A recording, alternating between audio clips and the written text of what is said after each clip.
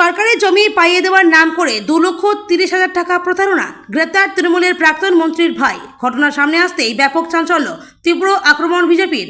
অবশেষে পুলিশের জালে মালদার হরিচন্দ্রপুরের দাপুটের তৃণমূল নেতা তথা প্রাক্তন মন্ত্রী তাজমুল হোসেনের ভাই শামিউর রহমান ওরফে জম্মুর রহমান, যাকে নিয়ে কয়েক বছর ধরে সাধারণ মানুষ বিরোধী থেকে শুরু করে দলের অন্দরে একাধিক অভিযোগ উঠেছিল, যার বিরুদ্ধে জমি দখল, তোলাবাজি, সন্ত্রাস সহ একাধিক দুর্নীতির অভিযোগ উঠেছিল। অবশেষে সরকারের পালাবদলের পর এক ব্যক্তির অভিযোগের ভিত্তিতে গ্রেপ্তার সেই মন্ত্রীর ভাই।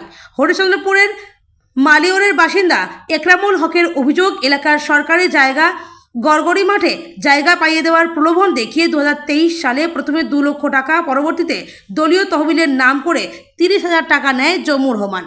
পরবর্তীতে টাকা ফেরত চাইলে মিথ্যে মামলায় ফাঁসিয়ে দেওয়ার হুমকি দেওয়া হতো।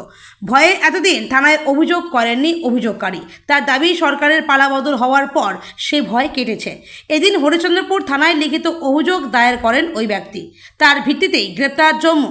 বিজেপির দাবি, রামরাজ্য প্রতিষ্ঠা হয়েছে, দুর্নীতিমুক্ত এলাকা গড়তে মন্ত্রী এবং তার ভাইয়ের গ্রেপ্তারের প্রয়োজন। আইনের পথে চলবে সাফাই তৃণমূলের। তুঙ্গে রাজনৈতিক তরজা। আজকে থানায় কেন দ্বারস্থ হয়েছেন? কি অভিযোগ নিয়ে দ্বারস্থ হলেন? জম্মুর রহমানের কারণে জমির কমপ্লেন দিতে এসেছিলাম। কি অভিযোগ ছিল আপনার? জম্মুর রহমানকে 2,30,000 টাকা দেওয়া হয়। কি কারণে দিয়েছিলেন?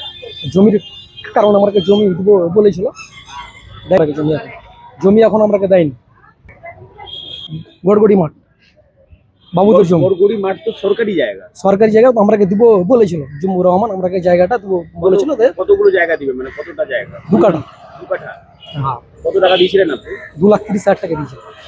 কার হাতে দিয়েছিলেন? জম্মুর রহমান হাতে দিয়েছে। কি কি বলে আপনার কাছ থেকে টাকা নিয়েছিল? জমিটা আমাকে দিব বলেছিল। মানে সরকারি জায়গা পাইয়ে দিবে আপনাকে? হ্যাঁ, পাইয়ে দিয়ে বলেছিল। কত সালে এটা বলেছিল? আপনার বলেছিল ওটা 2023। তারপরে কি আবার তো জমি নিয়ে আসবো, ওদের কাছেই আছে জমি। জমি পেয়েছেন আপনি? না, আমি জমি পাইনি। হ্যাঁ, গেছিলাম থানা, কমপ্লেন দিয়ে আসলাম। জম্মুর রহমান কিছু বলে না, বলেনি। এতদিন পর কেন অভিযোগ করলেন তাহলে আজকে? টিএমসি পার্টি ক্ষমতায় ছিল, পাওয়ারে ছিল, ভয় করছিলাম। ভয় দেখাতো? হ্যাঁ, ভয় দেখা। কি বলতো? দিব না বলতো। টাকা দিবে না? না, টাকা দিব না বলছে। জমির কথা বলেননি? জমি দিবে? জমি দিব না। ওটা তো সরকারি জায়গা হয়ে গেছে। ওই সরকারি জায়গায় ওখানে 2 কাঠার কথা বলেছিল? হ্যাঁ, 2 কাঠা জায়গার কথা বলেছিল সরকার। হ্যাঁ, ভয় ছিল। আর দাদা মন্ত্রী ছিল না, ভয় পাচ্ছিলেন? হ্যাঁ, ভয় পাচ্ছিল। আজকে এসছেন? আজকে এসছি। সরকার চেঞ্জ হয়েছে, ওই জন্য আমরা এসছি। এখন সাহস পেয়েছি। এখন সাহস পেয়েছেন? হ্যাঁ, সাহস পেয়েছি। এখন লিখিত সরকার চেঞ্জ। অভিযোগ দায়ের করলেন আজকে? হ্যাঁ, দিলাম। কার নামে লিখিত? জম্মুর রহমান। 2,30,000 টাকা। কি চাইছেন এখন আপনি? জমিটা চাইছি আমি, নাহলে টাকা ফিরিয়ে দেন আমার। কি নাম আপনার? একরামুল। বাড়ি ছোট ডোমরি। হরিচন্দ্রপুরে জম্মুর রহমান, যিনি সেখানকার তাজমুল হোসেন তার ভাই, যিনি পশ্চিমবঙ্গ সরকারের প্রাক্তন মন্ত্রী ছিলেন, তাকেও পুলিশ ধরেছে অভিযোগের ভিত্তিতে। কারোর বিরুদ্ধে তোলাবাজি, কারোর বিরুদ্ধে সরকারি জমি দখল করা, এরকম বিভিন্ন রকম অভিযোগে পুলিশ ধরেছে। দেখুন, আইনের মতো চলবে।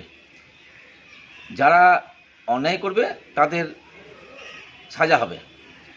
নতুন সরকার এসছে, নতুন প্রশাসন, তারা কাজ করছে।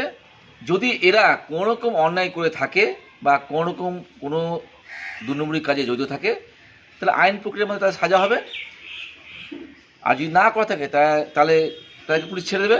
কিন্তু আইন মোতাবেক যদি তারা দোষী থাকে, তাদের আইন প্রক্রিয়ার মধ্যে সাজার ব্যবস্থা হোক। এখানে কোনো রাজনীতি করার দরকার নেই। যারা দোষী তাদের বিরুদ্ধে অ্যাকশন হোক, আর যারা নির্দোষ তাদেরকে ছাড়া হোক। শুনেন, যবে থেকে গভর্নমেন্ট পাল্টেছে, এই তৃণমূল অপশাসনের যবে থেকে পতন হয়েছে, 4 তারিখের পর মানে জনগণ একটা আতঙ্কে ছিল, ভয়ে ছিল। এদের এগেনস্টে কেউ কথা বলতে পারতো না।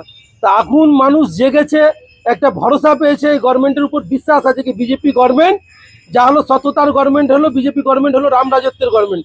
বিজেপি রাজত্বে কারো অন্যায়কে কোনো আশ্রয় দেওয়া হয় না। তখন মানুষ মুখ খুলছে, এতে খুব আমরা আনন্দিত। যারা এরা তো ভ্রষ্টাচারিতে লিপ্ত আছে, একাধিক চাকরির নামে এখানে কাঁচরা ফেলার জায়গা হয়েছিল, ওখান থেকে প্রচুর টাকা কালেকশন করেছে, ভেস্টের জায়গা থেকে। এদের তো এটাই কাজ ছিল, এদের তো তৃণমূলের এটাই কালচার ছিল হরিশ্চন্দ্রপুরের নেতাদের। ওটা তো হরিশ্চন্দ্রপুর জানে কি তাণ্ডব কে চালাতো, জম্মুর রহমান। ওটা কিছু বলা আছে, মন্ত্রীর ভাই ছিলেন, সবাই যতগুলা ছিল সবাই তো ভয় পেত, কেউ তো ভয় মুখ খুলতো না। কিন্তু এই গভর্নমেন্টের পতন হয়েছে, জনগণ মুখ খুলতে শিখেছে, এদের পতন অনিবার্য। এদেরকে প্রশাসনের কাছে একটাই অনুরোধ করব, এবং আমাদের লোকপ্রিয় জনপ্রিয় সকলের প্রিয় শ্রী শ্রী শুভেন্দু অধিকারী মহাশয়, আমাদের মুখ্যমন্ত্রী, মানবিক মুখ্যমন্ত্রী, তার কাছে অনুরোধ করব এই চোরটাটিকে যাতে জেলে ভরা হোক। এদের একটাই শাস্তি, এদের জায়গা হলো জেল, যাতে এরা খোলা আকাশে ঘুরতে না পারুক। এরা খোলা আকাশে যদি ঘুরে বেড়ায়, আবার হরিশ্চন্দ্রপুরে একের পর এক ঘটনা এরা ঘটাতেই থাকবে। তাই এদের জায়গা হলো একমাত্র জেল, তিহার জেল। বারবার করে বলে যাচ্ছি, এদের জায়গা হলো তিহার জেল। এরা যতদিন খোলা আকাশে ঘুরে বেড়াবে হরিশ্চন্দ্রপুরে, ততদিন হরিশ্চন্দ্রপুরে কোনো উন্নয়ন হবে না। হরিশ্চন্দ্রপুরে মাফিয়া রাজত্ব চলবে। ওই মাফিয়া রাজত্ব যদি হরিশ্চন্দ্রপুরে শেষ করতে চায়, তো এই মন্ত্রী আর মন্ত্রীর ভাইকে অ্যারেস্ট করা হোক ইমিডিয়েটলি। আরো কিছু হারমাত বাহিনীরা রয়েছে, তাদেরকেও অ্যারেস্ট করা হোক। আমি আর নাম অর্জুন প্রসাদ কেশরী, আমি ভারতীয় জনতা পার্টির 46 নম্বর বিধানসভার মুখ্যপাত্র।